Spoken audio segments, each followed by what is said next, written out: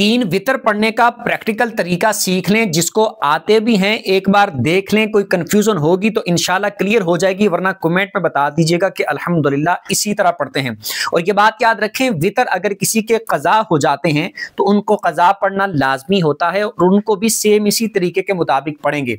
नियत करेंगे 3 रकत वितर अल्लाह की रजा के लिए। अगर कज़ा पढ़ रहे हैं तो कज़ा का इरादा कर लेंगे कि कज़ा वितर पढ़ने लगा हूं या पढ़ने लगी हूं।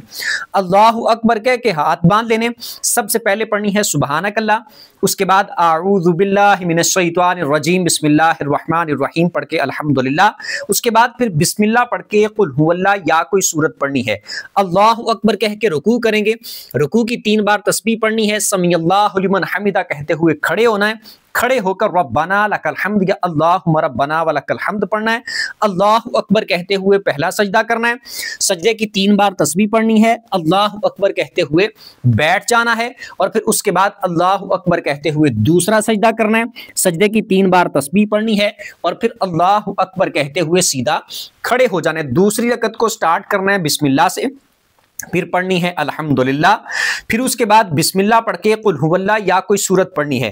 फिर सेम उसी तरह रुकू करना है, रुकू से उठना है, फिर सजदे में जाना है।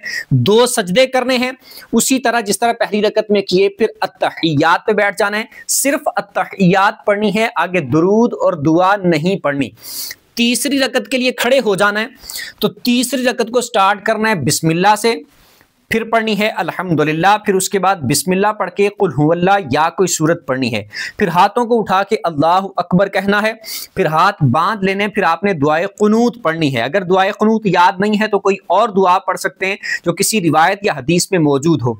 उसके बाद फिर सेम उसी तरह अल्लाहु अकबर कहते हुए रुकू करना है, रुकू से उठना है, फिर 2 सजदे करने हैं, फिर उसके बाद अत्तहियात पे बैठ जाना है। अत्तहियात पढ़नी है, दुरूद पढ़ने है, उसके बाद फिर दुआ पढ़नी है और सलाम फेर के आपने अपने 3 वितरों को पूरा कर लेना है। और जो इनका सवाल था उसका एक का मैंने जवाब दे दिया कि वितरों की भी कज़ा होती है और जुमा की नमाज अगर किसी की छूट जाती है तो जुमा की नमाज की कज़ा नहीं होती।